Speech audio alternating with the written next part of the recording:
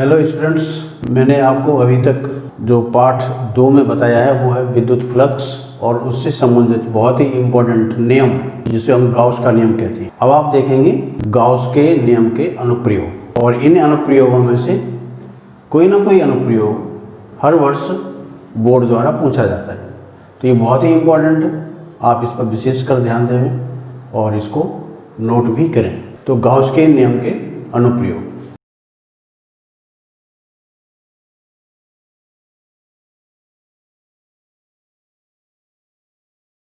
Gauss नियम के अनुप्रयोग, इसके जो अनुप्रयोग हैं मैं पहले आपको इनके नाम बता देता हूँ।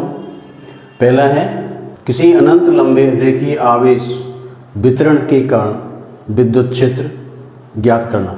दूसरा है किसी आवेशित गोलीय कोश के कारण विद्युत क्षेत्र। तीसरा है किसी आवेशित अचालक गोले के कारण विद्युत क्षेत्र।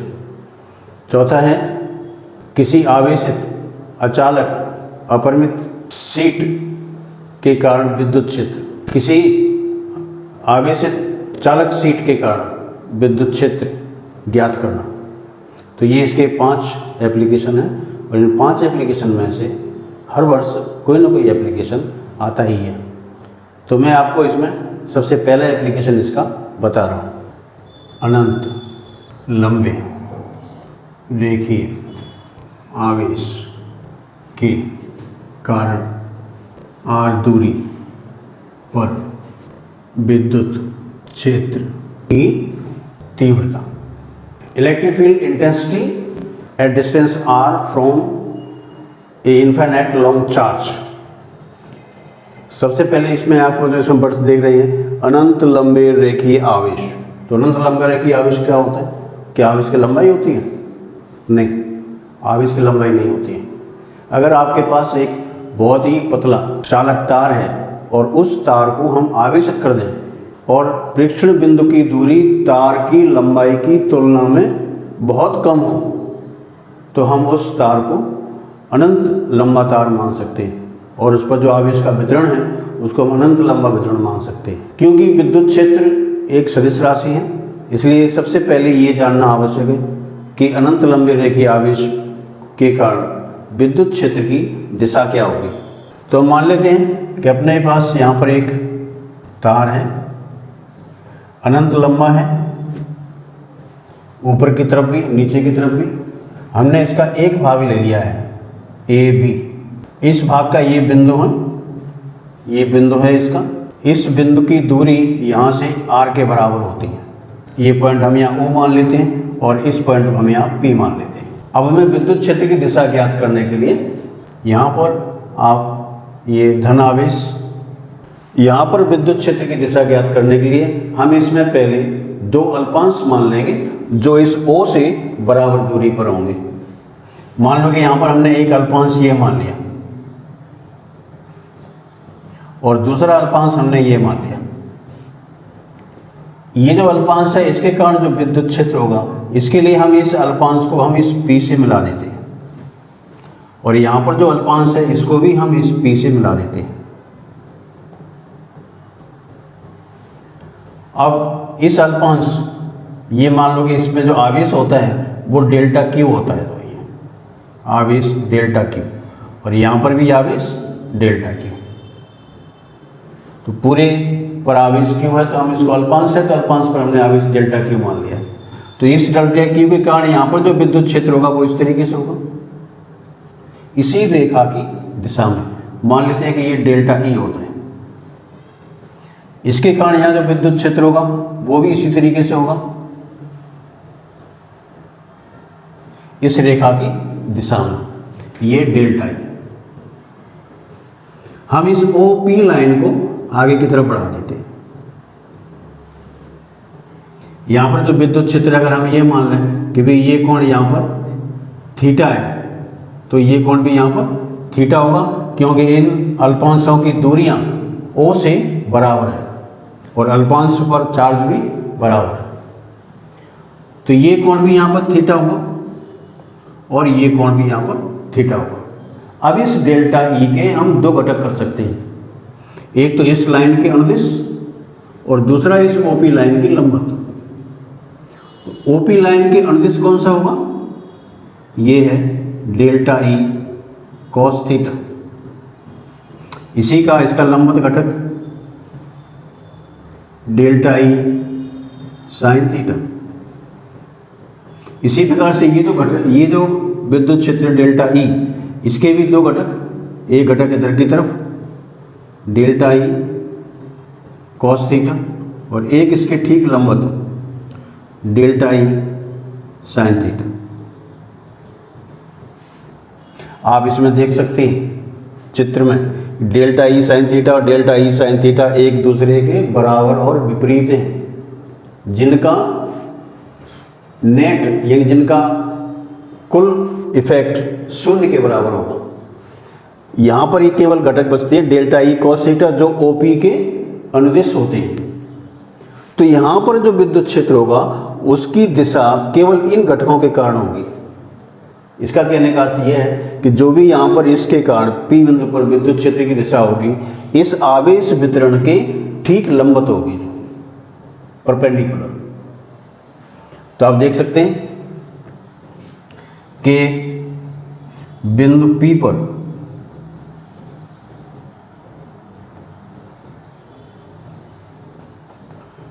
विद्युत क्षेत्र डेल्टा ई के डेल्टा ई साइन थीटा घटक बराबर व विपरीत होते हैं, जिनका प्रभाव शून्य होगा। लेकिन डेल्टा ई कॉस थीटा घटक ओपी रेखा के अनुदिश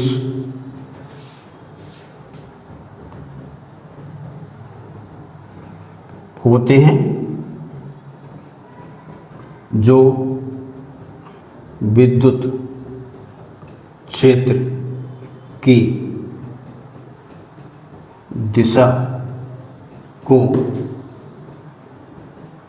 व्यक्त करते हैं। डेल्टा ई साइन थीटा घटक बराबर व विपरीत होते हैं, जिनका प्रभाव शून्य होगा, लेकिन delta E cos theta OP रेखा के अनुदिश होते हैं, जो विद्युत क्षेत्र की दिशा को व्यक्त करते हैं। अतः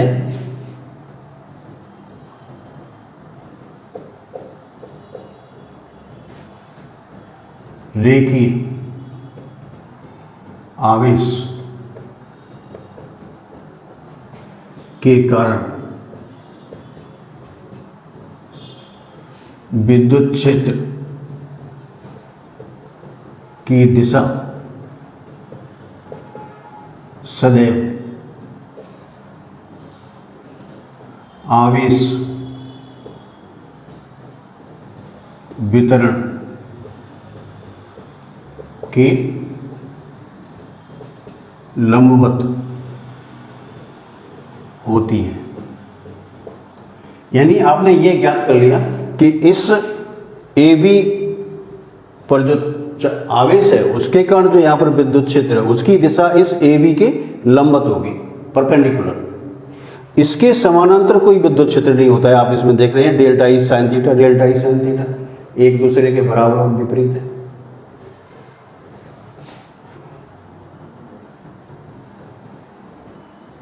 रेखीय आवेश के समांतर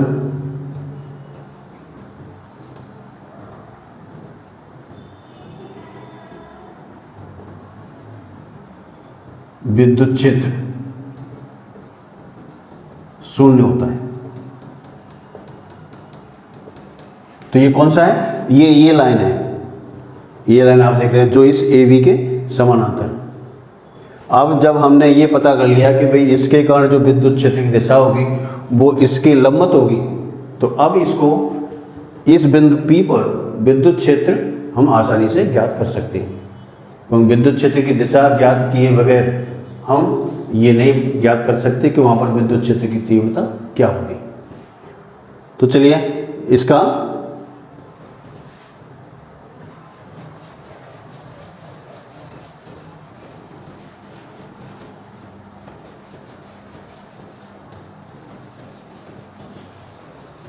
फिर हम वहीं पर आ जाते हैं। ये रेखीय आवेश अनंत लंबा है, ये ए बी, ये इस पर पॉजिटिव चार्ज,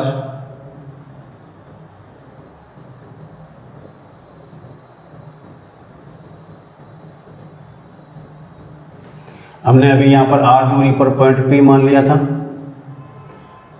अब इस पॉइंट की दूरी है यहां से आर। अब यहां पर विद्युत क्षेत्र ज्ञात करने के लिए आपको गाउस पृष्ठ की कल्पना करनी होगी। तो क्योंकि ये लंबा है, ये भी एक रेखीय आवेश है, इसलिए गाउस पृष्ठ होगा वो इस तरीके का होगा।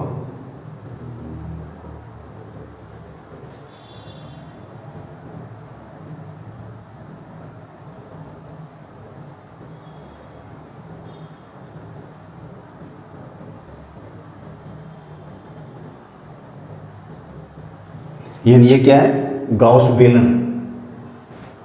बेलन की लंबाई हम इसमें L के बराबर मान लेते हैं, जो कि AB की लंबाई के बराबर है। तो ये इसकी लंबाई L,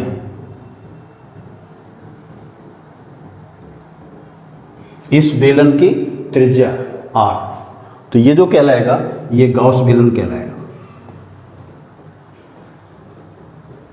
गाउस बेलन।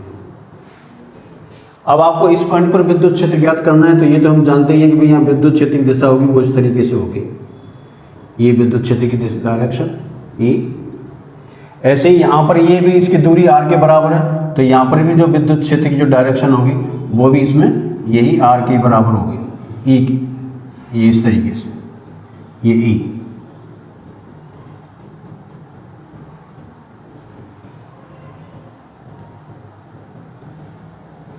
तो आप देख रहे हैं कि इस बेलन का जो वक्र पृष्ठ है उसके लंबवत इसकी दिशा है।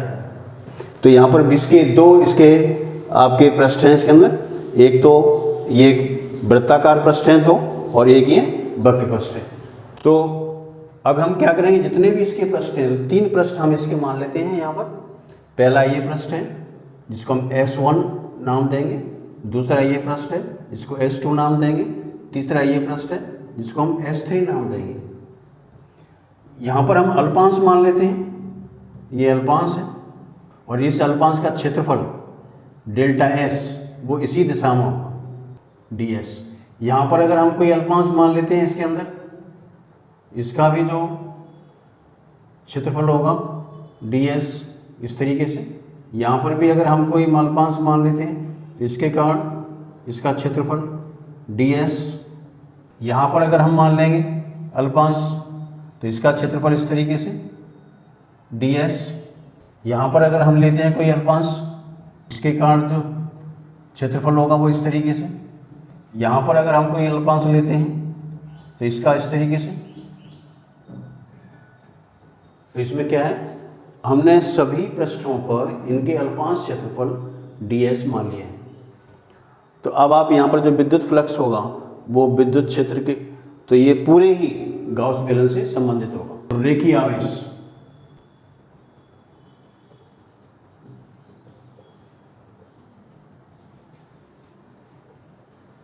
AB से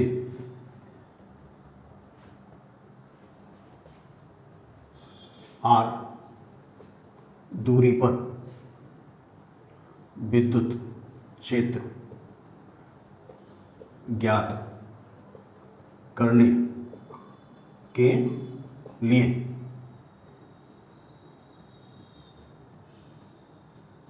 R त्रिज्या तथा L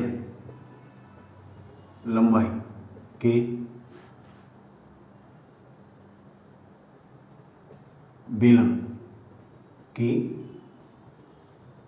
कल्पना करती है,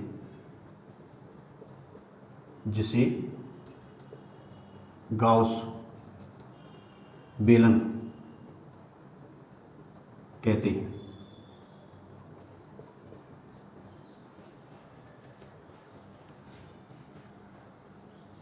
बेलन के गाउस बेलन के 3 पृष्ठ होते हैं। 2 पृष्ठ S1 व S2 जो वृत्ताकार है तथा पृष्ठ S3 जो वक्र पृष्ठ है। इन सभी पृष्ठों पर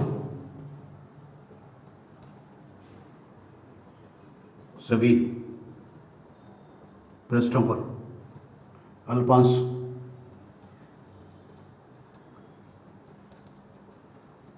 क्षेत्रफल ds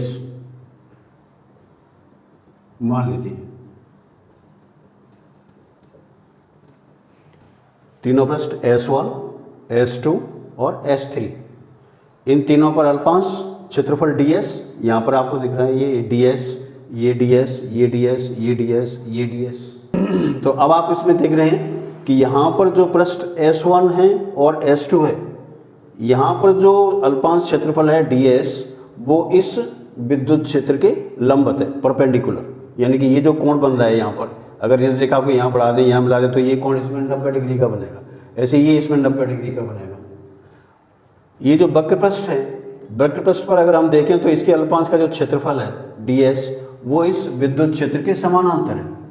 यहाँ पर भी इसके समानांतर है, यहाँ इसके समानांतर है। तो क्या है कि यहाँ पर जो फ्लक्स होगा वो केवल इस वक्र पृष्ठ के कारण होगा। तो आपको तो इसमें पूरे के लिए निकालना है। गाउस के नियम से phi equal to q upon epsilon not. Phi या पूरे बेलन से निर्गत विद्युत फ्लक्स होगा। तो पूरे बेलन के 3 पृष्ठ हैं, तो तीनों पृष्ठों के लिए इसमें फ्लक्स लिखा जाएगा। और हम यहां मान लेते हैं, माना रेखीय आवेश घनत्व इक्वल टू लैम्डा। इसका मतलब होता है lambda equal to q upon L. तो अब क्यू क्या है? पूरे तार पर आवेश की मात्रा है। तो यहां से आप देख सकते हैं कि q equal to lambda into L. तो यहां पर जो क्यू होगा उसके स्थान पर हम इसका इस्तेमाल करेंगे। अब इस फाई को हम लिखते हैं 3 पार्ट के लिए।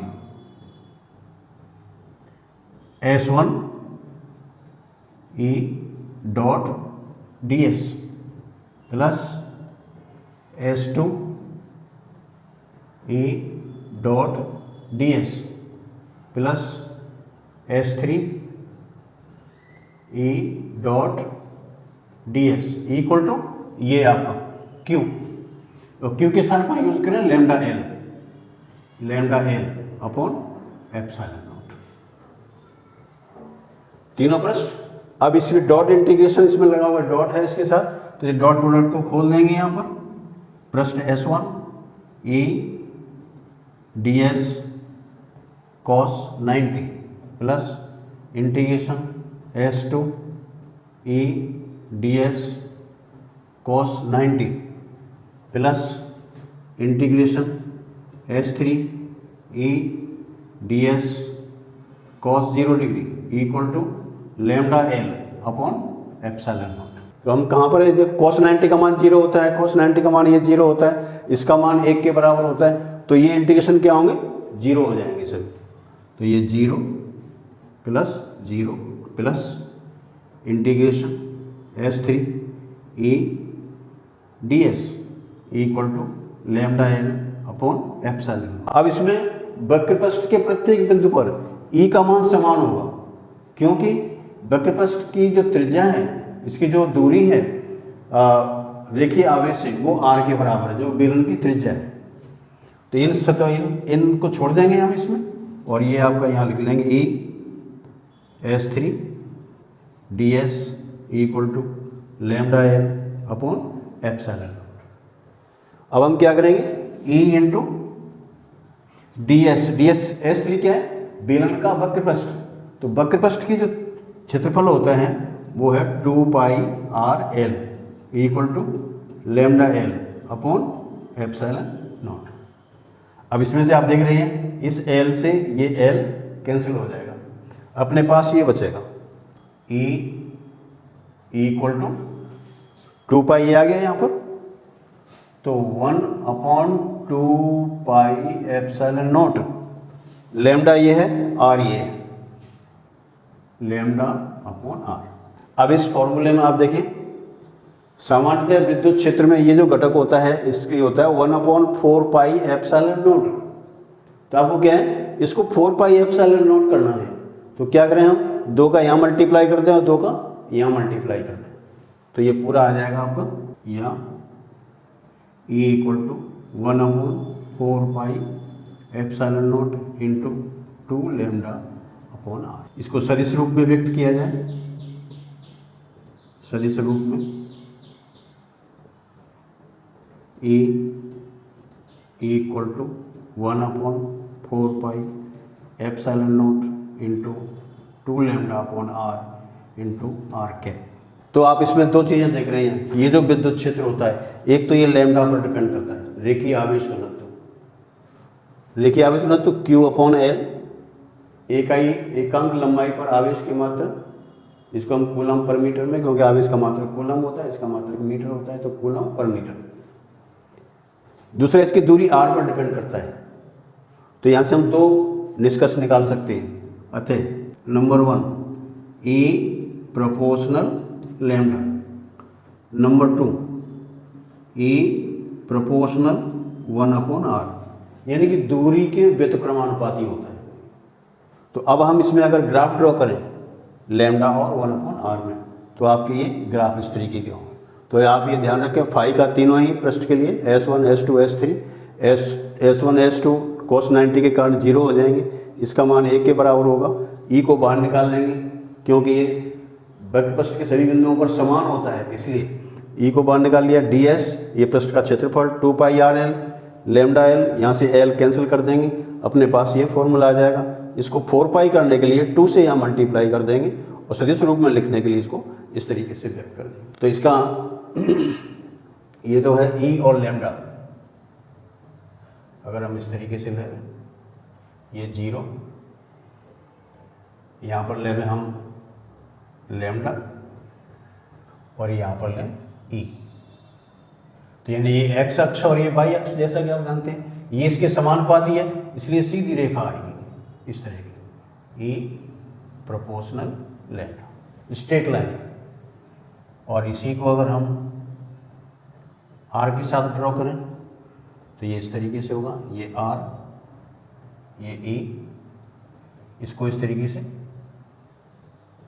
ई प्रोपोर्शनल 1 अपॉन आर, दूरी के व्युत्क्रमानुपाती। और अगर हम इसको इस तरीके से व्यक्त करें, यहाँ ई लेवें, और ये यहाँ पर 1 अपॉन आर, ये ओ, तो इसमें एक सीधी रेखा होगी, क्योंकि 1 अपॉन आर के समानुपाती होता है, इसलिए सीधी रेखा होती है। ई प्रोपोर्शनल 1 अपॉन आर के व्युत्क्रमानुपाती होती है, इसलिए वक्र के रूप में होता है। तो इस तरह से हम विद्युत क्षेत्र का रेखीय आवेश से दूरी के साथ परिवर्तन का आरेख ड्रॉ कर सकते हैं इसके लिए। तो ये आपको शो करता है कि किसी भी रेखीय आवेश के कारण आर दूरी पर विद्युत क्षेत्र कितना होता है। मैंने आपको बताया कि जो विद्युत आवेश वितरण होता है उसके समानांतर कोई विद्युत क्षेत्र नहीं होता है, लिहाजा जो मैंने आपको डेल्टा ई साइन थीटा वाले जो घटक दिखाए थे, अगर हम वहाँ पर इसको शून्य आवेश रख दें तो उस पर कोई बल काम नहीं करेगा। रेखीय आवेश के लंबवत जो रेखा होती है जिससे डेल्टा ई साइन थीटा घटक होते हैं, अगर वहाँ पर हम आवेश रख दें तो उस आवेश पर कोई बल नहीं कार्य करेगा। लेकिन अगर ओपी रेखा है जो कि आवेश वितरण के ठीक लंबवत है, अगर उस पर हम कोई आवेश रख देंगे तो उस पर आवश्यक रूप से विद्युत बल कार्य करेगा।